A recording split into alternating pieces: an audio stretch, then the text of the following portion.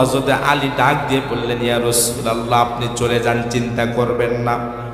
আপনার রুমের মধ্যে আপনার যে চাদর আছে, এই চাদর গায়ে দিয়ে, এই লেপটা গায়ে দিয়ে, এই কম্বলটি গায়ে দিয়ে আমি আলী রাত্রেবেলা শুয়ে পড়ব। সকালবেলা কাফের বেঈমান যখন ঘরের মধ্যে প্রবেশ করবে, প্রবেশের পর যখন আমার শরীর মোড়ানো দেখবে, আমি আলীকে মুহাম্মদুর রাসূলুল্লাহ সাল্লাল্লাহু আলাইহি সাল্লাম ভেবে হয়তো তারা আমাকে টুকরো টুকরো করে কেটে ফেলবে, কিন্তু মনের মধ্যে এতটুকু পরোয়া আমার নাই, কারণ আমি আলীর জীবনের বিনিময়ে আল্লাহর হাবিব হেফাজতে চলে গিয়েছে।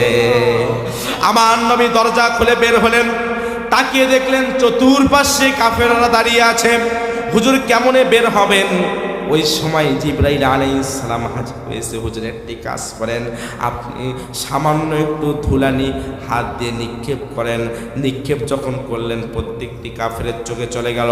পরবর্তীতে আল্লাহ রাব্বুল আলামিন জানিয়ে দিয়েছে, ইয়া রাসূলুল্লাহ, আপনি তো সেই রাত্রে একদিকে আপনি ধুলো নিক্ষেপ করেছেন, আপনি একদিকে ধুলো নিক্ষেপ করেছেন। ওয়ামা রমাইতা ইয রমাইতা ওয়ালাকিন্নাল্লাহা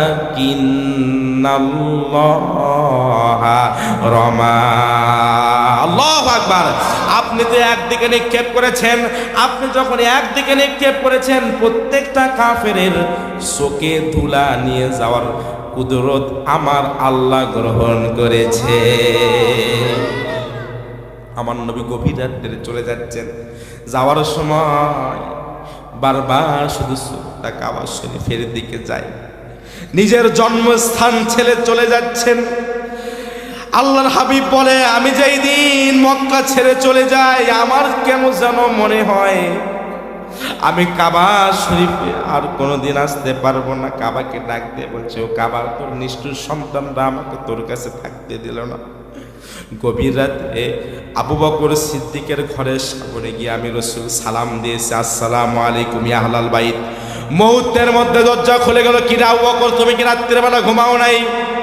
না না না না ইয়া রাসূলুল্লাহ, 6 মাস আগে আপনি বলেছেন আমি আবু বকরকে নিয়ে আপনি হিজরতে যাবেন। হুজুর, আমি যদি ঘুমিয়ে থাকি, আমার দরজার সামনে আল্লাহর হাবিব এসে যদি আবু বকর করে ডাকে, হাশরের কঠিন ময়দানে আমার আল্লাহ যদি প্রশ্ন করে, আবু বকর, আমার নবী তোমার ঘরের দরজার সামনে কি আবু বকর করে ডাকে, আর তুমি ঘুমাও, এই জন্য 6 মাস হয়ে গেল হুজুর, আজ পর্যন্ত আমি বিছানায় পিঠ লাগাই না।